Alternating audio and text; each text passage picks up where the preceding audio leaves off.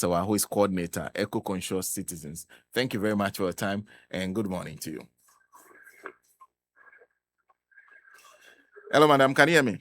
Good morning. Yes, it went off. Hello, I can hear you loud and clear now. Great. And it's nice to have you on the line. Thank you for having me.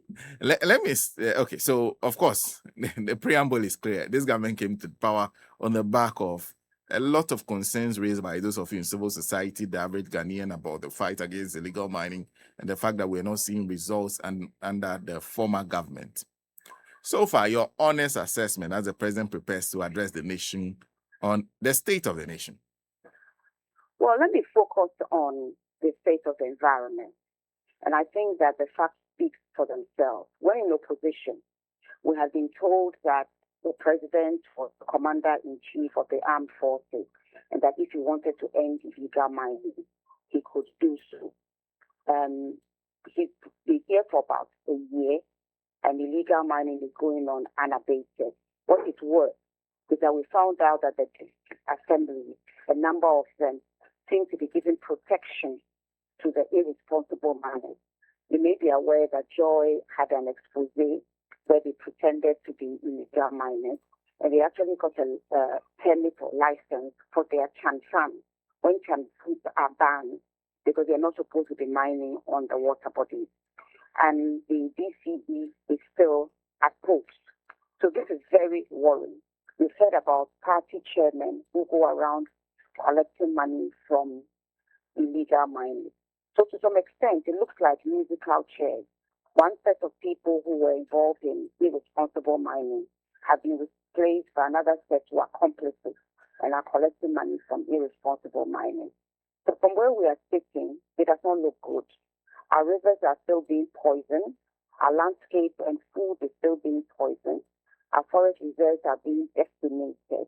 And we are struggling to find out what the improvements are. Okay. So, and I want you to build on that a little for me. You said you're struggling to find out what the improvements are. Is that to suggest that you don't see any?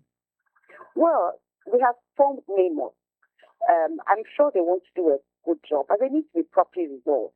There's not even a number that communities can call and say, look, we've seen a chanfan here on an excavator moving towards the forest reserve.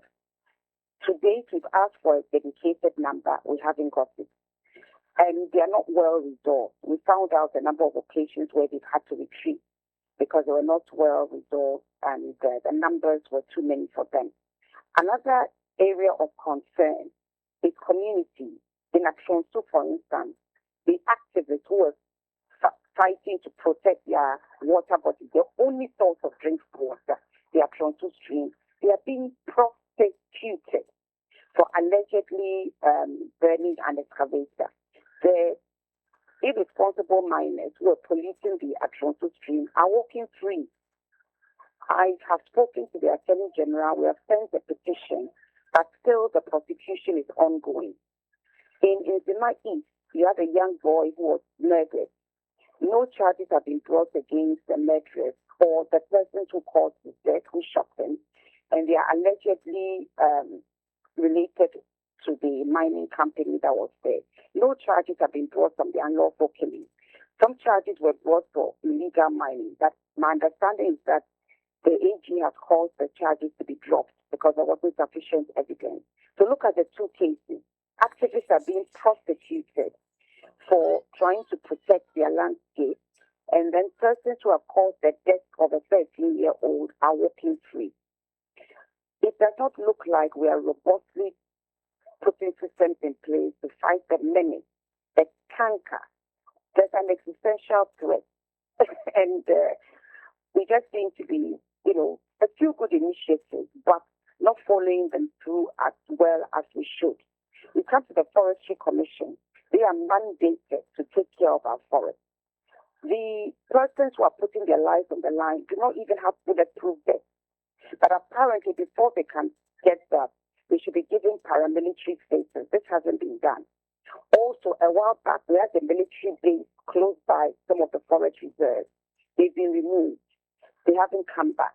So there are too many things that need to be done if we seriously want to fight this canker. The clock is ticking. Hmm.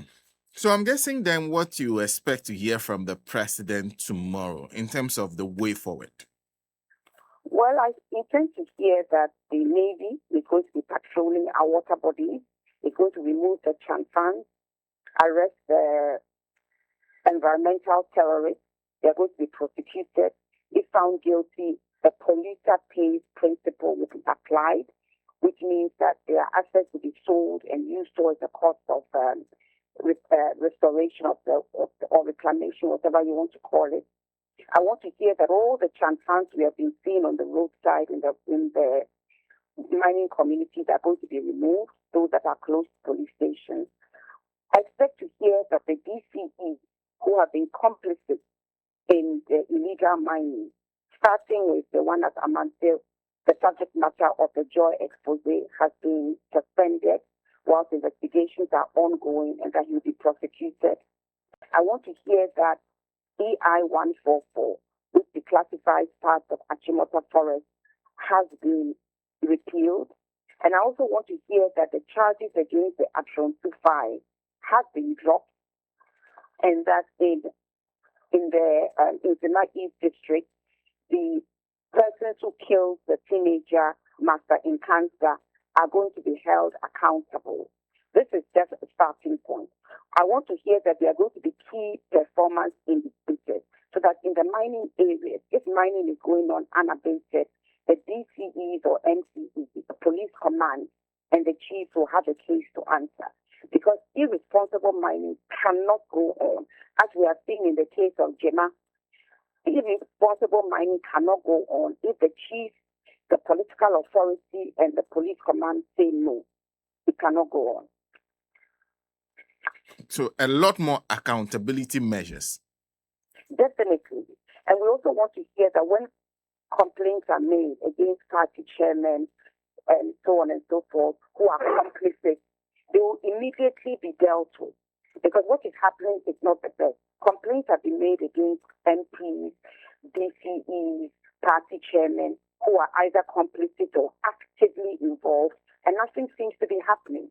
So it makes the community wonder whether we have given up on the fight. But we cannot afford to give up because our lives are at stake. The number of kidney-related diseases has gone up 4 times. Our foodstuffs are being contaminated. What else are we waiting for? And we know this idea that we can just get 200,000 and go and clean a little bit of the water is not the solution. We need to stop the root of the poison. We need to stop the poisoning of our water bodies. I say, is that to suggest that you do not agree with the EPA's move? It's not a question of not agreeing. You see, only 1 kilometer can be treated with the amount of money that they have, $200,000. One would wonder whether that money should not have been given to Ghana Water Company to treat the water properly. Because as we stand, Ghana Water does not remove the heavy toxins from the water. It does not remove them. So that mercury, arsenic, cyanide, they don't have a color. So potentially, the water could be clear. It could be still full of mercury, arsenic, mercury, which is worrying. So what we need to do primarily is to stop the source of what we need to do is to stop the source of the poisoning and then see the best way of removing the toxins from the water. It's not just a question of the turbidity. It's also a question of removing the heavy metals. Because as I've just said, if the water is clear, it doesn't necessarily mean that it's safe. And I've known that some scientists are a bit hesitant about what is going on right now. They are not sure that the toxins are being removed. But because I spoke to the EPA boss this morning, and 2 things she talks about. She says the enforcement, of course, is part of it to do with the source of the pollution. The second one is that the technology they are deploying deals with the concern you have, the issue of the target is the heavy metals, not cleaning up necessarily alone, but the heavy metals are what the technology targets. And then they'll go through a process of ensuring they take it out of the water body. Should that not be an assurance enough that it's dealing with your issue? You see, I'm not a scientist, but a few scientists have been concerned about whether this is actually the case. But you see, the important thing actually has agreed is to stop the poisoning. That is the most important thing. Stop the cause. Otherwise, it's like trying to fetch water with a basket. We have to stop it first. Once we have stopped it, different scientists have shown different concerns about this system. And in any case, how sustainable is it? $200,000 for 1 kilometer of water. I mean, look at the length and breadth of our water bodies that have been poisoned. Is this sustainable? Of course it isn't. We need to find methods that might be more sustainable, that would deal with our concerns but be sustainable. We commend the EPA head for trying to do something about the solution. But as Ghanaians, what we want is what is sustainable and what will work. Because it's not just one river that has been polluted. Most of our rivers, I believe the figure I received for 60% of our water bodies are polluted. So the 200,000 for 1 kilometer stretch is not going to cut it. I see. Awula, always a pleasure talking to you. Thank you very much, madam. Thank you for having me. Awula Serwah is coordinator, Eco-Conscious Citizens, speaking to us about what to expect ahead of the State of the Nation's address from the president. She says a lot still needs to be done when it comes to the fight against illegal mining. Says a canker, but increasingly it looks like we are sleeping on the job. So wants to hear a lot from the president. We'll be doing that for other sectors. Some of the people we've been speaking to on those sectors over the period, we'll be calling some of them to share their views on the state of the nation and what the expectations are of the president tomorrow. We need to take a quick break, but before we do that, just a few reminders for you.